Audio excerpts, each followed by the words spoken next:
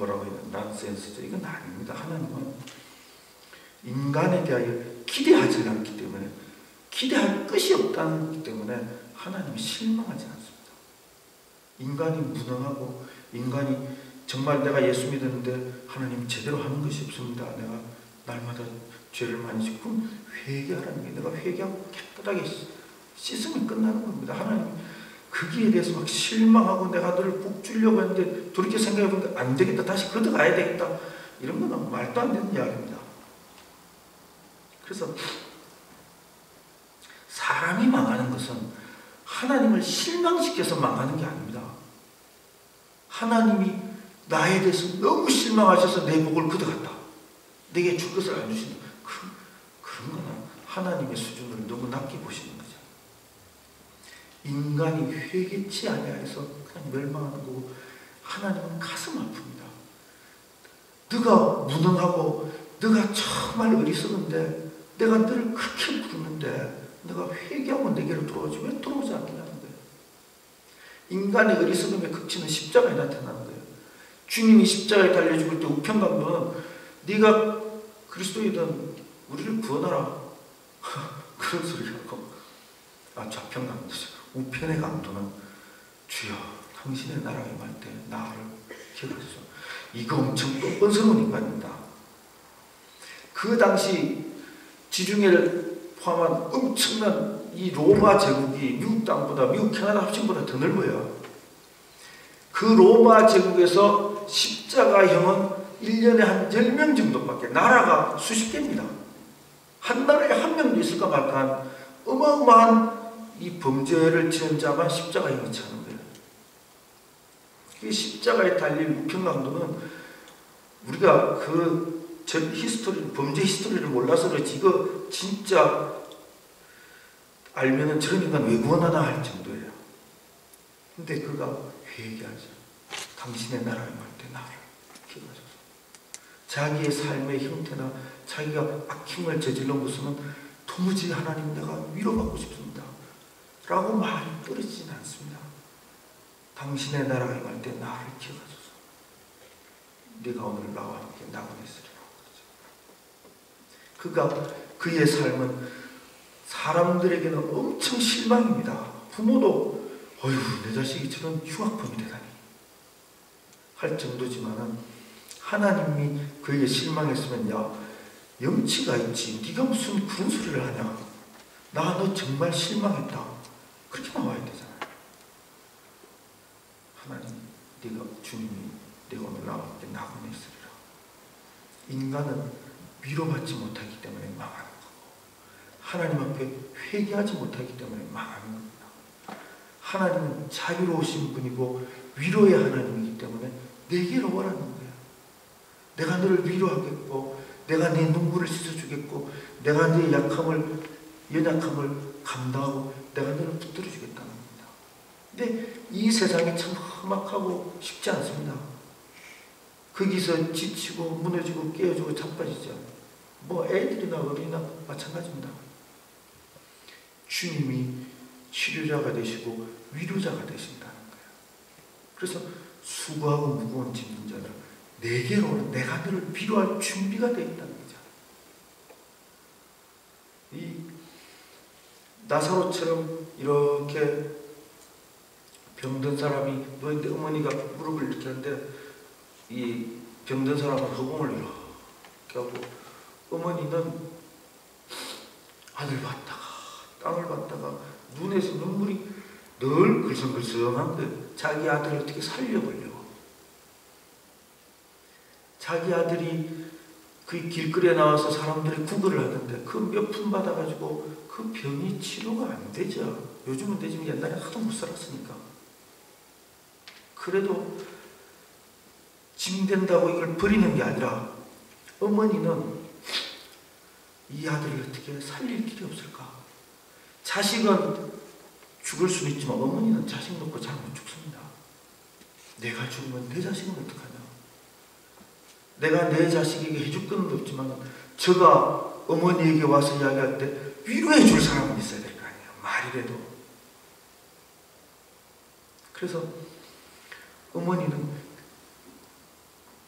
인간적인 것이지만은 내가 너를 잘못 낳았다. 내가 너를 이렇게 낳지 않았더라면 네 인생이 이렇게 되지 않았을 텐데. 본능적으로 그런 생각을 가집니다. 그래서 포기를 못하는 거죠. 어떤 창피와 부끄러움과 망신을 무릅쓰고라도 내 아들을 살릴 수만 있다면 그 길거리에 나와가지고 얼굴 다 팔리는 거죠. 하루 종일 앉아서 지나간 사람이 한 푼이라도 던져주기를 바라고 그걸 어떻게든지 내 아들의 삶에 조금이라도 유익되고자 하는 마음입니다. 근데 인간은 한계가 있죠. 그런 마음은 하나님께로부터 온 겁니다. 하나님이 사람을 지으셨거든요. 그리고 하와를 통하여 자식이 잉태되고 나오겠거든요. 하나님은 절망에 빠진 인간, 좌절에 빠진 어떻게든지 하나님이 살려야 되겠거든요. 그래서 예수 그리스도께서 십자가 지시는 걸 그렇지 아니하신 겁니다. 사람들의 손가락질과 심지어 여러분 나 뺨 맞아보세요. 얼마나 기분 나쁘고 인격적인 모독을 당하는데 하찮은 인간들로부터 뺨도 맞고 침도 탁 뱉고 그래도 그는 자기가 그렇게 가야만이 절망에 빠진 인간들이 하나님 앞에 와서 위로를 받을 수 있다는 거예요. 하나님의 위로가 그에게 도달할 수 있다는 겁니다. 그래서 마태복음 25장에 주님이 온 민족들을 모아놓고 심판을 하실 때에 내가 굶주렸을 때 너는 와서 먹여줬고 내가 헐벗었을 때 너는 입혀줬다. 내가 갇혔을 때 너는 돌아왔다. 왜 돌아옵니까? 위로하는 겁니다. 먹여주고 입혀주는 게 그 사람이 인생을 바꿔놓진 않지만은 그를 위로해 주는 거죠. 지극히 작은 사람에게 한 것이 내게 한 것이라. 이 나사로는 일찍 죽음인데 아마 위로를 이 땅에서는 그렇게 많이 받았어요. 어쩌면 하나님이 이렇게 나사로에게 가서 누군가가 위로해 주기를 원했는데 일꾼이 모자라서 못 갔을 수도 있죠. 주님이 추수할 것은 많대 일꾼이 부족하다 그랬거든요. 이 하나님의 그런 위로를 전할 수 있다는 건 하나님 보실 때 굉장히 고마운 일입니다. 마지막으로 제가 요 말씀 지난주에 한 분이 이제 하나님의 위로로 이제 갔어요. 제가 잘 아는 분인데 삶이 참 고달팠습니다.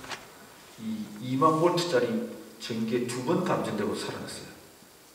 하나님이 참 그를 도우시고 그가 정말 하나님을 뜨겁게 사랑하고 그랬는데 출발부터 가난한 집에서 많이 배우지 못한 아버지한테 막 엄청 맞으면서 초등학교 정도 이제 다니다가 이제 가출해서 막 세상을 굴러다니다가 삶이 싸납죠. 욕도 많이 하고 싸움도 잘하고 아주 못되기도 하고 험악합니다. 근데 예수를 믿었어요. 하나님이 다 손가락질할 때도 젊었을 때 욕 많이 들은 것을 같더라고요. 하나님이 자기를 불러주셨다는 거예요. 내 인생이 힘들고 어려운 것들을 알아주셨다는 거예요. 이제 교회 다니면서 또 여러 가지 어려움들이 많죠. 상처도 많고 그러다가 교회도 잘 다니는 둥 마는 둥 하면서 여러 가지 문제로 좀 힘들었습니다. 술도 좀 마시고 그러다 이제 나중에 병이 닥쳐서 이제 순식간에 가는데 죽을 때 되니까 얼마나 하나님 앞에 미안해요. 내가 주님이 나를 사랑했는데 내가 주님을 위해서 한 것도 없는 것 같고 이제 의사가 가망이 없습니다 할 때 전화가 왔어요. 제가 그 전에 찾을 때는 연결이 안 되더니만 그분이 저를 막 찾는다고 저는 그래서 이렇게 하는데 뭐 할 이야기가 있겠습니까? 분명한 거죠. 집사님이 지금까지 살아오면서 이 육신의 껍질과 여러 가지 어려움으로 인해서 많은 고충을 겪었다는 거예요. 내가 예수를 믿고 정말 하나님 앞에 충성하기를 원했는데 뜻대로 안 되는 거죠. 가난이 있고 질병이 있고 사람들이 손가락질하고 고독하기도 하고 몸부림을 치다가 다시 또 세상적으로도 갔다가 또 이래서는 안 되겠다 해가 하나님 앞으로 또 왔다 갔다 하는 거죠. 그 안에 그 속의 마음은 괴롭습니다. 사람들은 제가 교회를 잘 안 다닌다, 예수를 안 믿는다 그러지만, 그래서 이제 지금까지 그렇게 죽음에서도 살아났는데, 지금까지 왔다 갔다 왔다 도저히 이 땅에서 더 이상 견딜 수가 없기 때문에, 이제까지 왔기 때문에 하나님이 이제 불러가시는 거죠. 당신이 하는 짓이 마음에 안 들어서 하나님이 탁 쳐서 데려가는 게 아니라는 거예요. 당신은 수고하고 애를 쓰고 그 형편에서 주님을 사랑하려고 그렇게 몸부림치다가 한계에 다다르는 거죠. 하나님이 이제 와서 쉬어라. 하나님이 자기애로 와서 쉬도록 하기 위해서 하나님의 위로가 있는 것으로 집사님을 부르는 것이지, 내가 너를 일찍이 은혜를 주고 그런 죽음에서도 살려주고 있는데 너가 이 딸밖에 못했느냐, 실망해서 탁 쳐서 죽이는 게 결코 아니라. 그러니 가기 전에 생각나는 게 있습니다. 회개하고 정리하고 남은 자들은 신앙생활 잘하라고 나중에 만나자고 하고 그렇게 가시라고 기도해 줬는데, 뭐 병상에서 엄청 울었다고 그러더라고요. 그리고 이제 평안하게 갔습니다. 우리는 나사로 같지는 않아도 하나님에 대한 두려움과 오해와 하나님에 대한 어려움을 가지고 있는 거예요. 내가 이렇게 부족한데, 내가 보기에도 실망스러운데, 나사로는 오죽했겠어요? 저 쓸모없는 거 왜 태어났어? 어휴, 진짜 부담된다. 자기 자신도 자기 삶의 가치를 못 느끼는 사람입니다. 자기는 자기 삶의 가치를 못 느끼고 자기가 만족을 못했을지 몰라도 하나님은 다르죠. 내게로 와서 안식하여라. 나의 위로를 받아라. 하나님의 위로를 하나님이 충분히 위로해 주고 싶어하는 하나님이 사랑하는 자라는 거예요. 그래서 죄는 미워하되 죄인은 미워하지 말라는 거죠. 7번씩, 일곱 번씩 7번이라도 용서하라고. 어떤 죄든지 내가 다 회개하면 용서해 준다는 겁니다.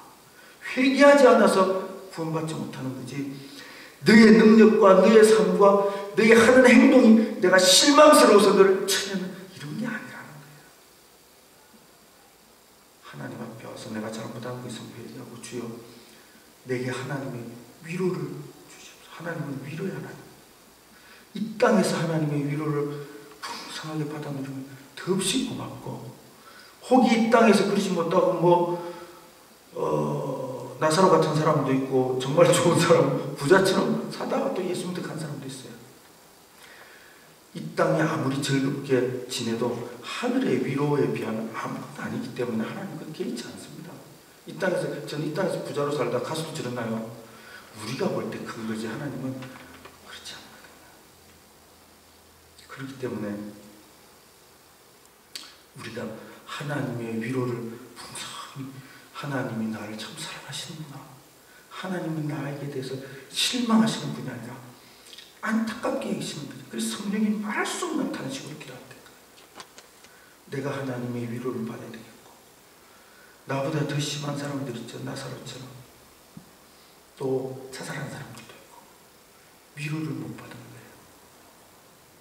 지금까지 정말 사는데 수고가 많았고 어려움이 많았고, 하나님이 이제 당신을 챙기고 하나님이 자기의 마음을 부어놓으시고 하나님이 당신을 귀하게 여기신다는 것을 나로 인하여 당신에게 가라고 전했다.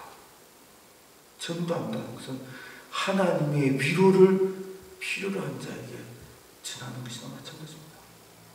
그래서 하나님의 위로를 우리가 위로의 하나님의 풍성히 누리고 이렇게 전할 수 있는 그런 자들 되시기 바랍니다.